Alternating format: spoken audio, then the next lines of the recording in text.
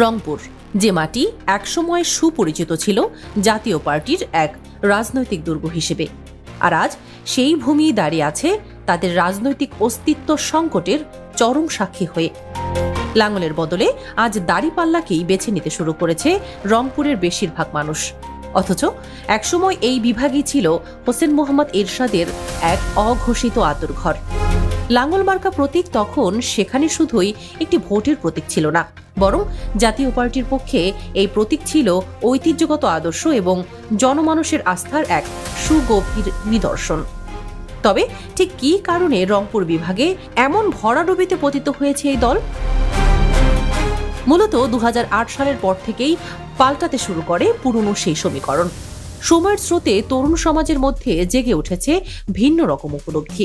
তারা বুঝতে পেরেছে, যাকে তারা এতদিন নেতা ভেবে শ্রদ্ধা করেছে তিনি আসলে ছিলেন এক স্বার্থান্বেষী বিশ্বাসঘাতক, যার রাজনীতি ছিল শুধুমাত্র ক্ষমতা আর ব্যক্তি স্বার্থেই সীমাবদ্ধ।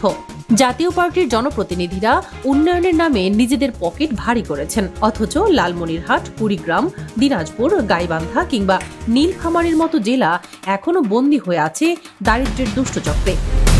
এই উপলব্ধি তরুণদের মধ্যে জাতীয় পার্টির প্রতি এক তীব্র বিতৃষ্ণা তৈরি করে, যা সময়ের সাথে আরো গভীর হতে থাকে।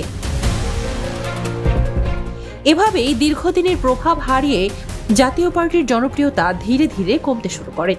একসময় যে দল ছিল রংপুরের প্রাণ, এখন তা নিছকেই একটি হাসির খোরাকে পরিণত হয়েছে। ২০২৪ সালের জাতীয় সংসদ নির্বাচনের মধ্য দিয়েই এই পতন সবচেয়ে শক্তভাবে প্রতিফলিত হয়, যখন দলের বর্তমান প্রধান জিএম কাদের নিজের ঘাঁটিতেই এক হিজড়া প্রার্থীর কাছে পরাজিত হন, যা দলের জন্য একটি বিশাল লজ্জার কারণ হয়ে যায়। আওয়ামী শাসনের ১৬ বছরের ব্যবধানে এরশাদের দল জনমানুষের আস্থা হারিয়ে পরিণত হয়েছে জোকার পার্টিতে। এদিকে এমন সংকটের মাঝেই রংপুরে নিজেদের ঘাঁটি শক্ত করে নেয় জামায়াতে ইসলামী। জাতীয় পার্টির এই দুর্বলতাকে সুযোগ হিসেবে নিয়ে তারা রংপুর বিভাগে নিজেদের সংগঠনকে প্রতিটি স্তরেই শক্ত করে যাচ্ছে।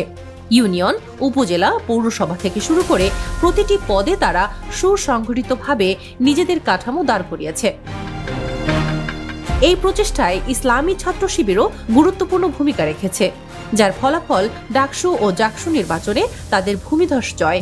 শুধু রংপুরেই ২৭ জন শহীদের আত্মত্যাগ প্রমাণ করে এই অঞ্চলে জামায়াত কতটা গভীরে নিজেদের শেকড় গেড়ে চলেছে। সম্প্রতি লন্ডন ভিত্তিক সংস্থা ইনোভেশন পরিচালিত জরিপে এই পরিবর্তনের চিত্র স্পষ্টভাবে উঠে এসেছে। জরিপ অনুযায়ী রংপুরে বিএনপির প্রতি সমর্থন এখন ৩৬% সীমাবদ্ধ, অথচ জামায়াতে ইসলামীকে ভোট দিতে ইচ্ছুক মানুষের সংখ্যা ৪৩% পৌঁছেছে। এটি কেবল পরিসংখ্যান নয়, বরং রংপুরের রাজনৈতিক মানচিত্রের এক ঐতিহাসিক মোড়। বর্তমানে রংপুর বিভাগের ৮টি জেলার প্রতিটিতেই জামায়াত তাদের প্রার্থী ঘোষণা করেছে। রাজনৈতিক বিশ্লেষকরা বলছেন, এই উত্থান কেবল স্থানীয় রাজনীতিতে নয়, বরং জাতীয় পর্যায়েও ফেলতে পারে এক সুদূর প্রসারী প্রভাব। রংপুর জেলার ৬টি আসনের মধ্যে অন্তত ৪টিতে জামায়াতের জয়ের সম্ভাবনা প্রবল। বিশেষত রংপুর ২ আসনে এটিএম আজহারুল ইসলামের জনপ্রিয়তা এতটাই ব্যাপক যে অন্য দলগুলোর প্রার্থিতা অনেকাংশেই হুমকিতে পড়ে গেছে।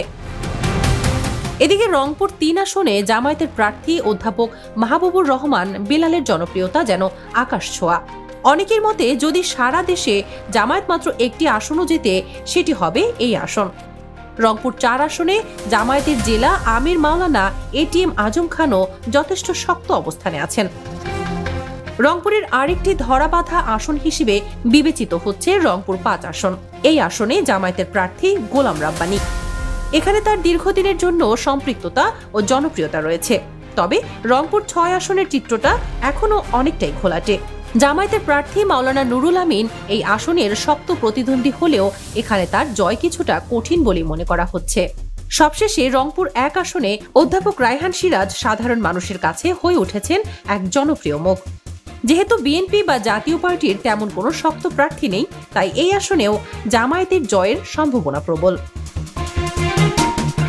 রংপুরের এই পরিবর্তন কেবল এক অঞ্চলের রাজনীতি নয়, বরং বাংলাদেশের সামগ্রিক রাজনৈতিক চিত্রেরই এক বাস্তব প্রতীক। জাতীয় পার্টির দীর্ঘদিনের দুর্গ আজ ধ্বংসস্তূপে পরিণত। আর সেই জায়গা দখল করেছে এক পুনঃজাগ্রত শক্তি জামায়াত ইসলামী। তাদের এই নীরব কিন্তু সুসংগঠিত পুনর্গঠন এখন ভোটের রাজনীতিতে নতুন ভারসাম্য তৈরি করেছে। এখন প্রশ্ন হলো, জামায়াতের এই জনপ্রিয়তা আগামী ফেব্রুয়ারিতে ঠিক কতটা কার্যকর হয়ে ব্যালট বক্সে পড়ে।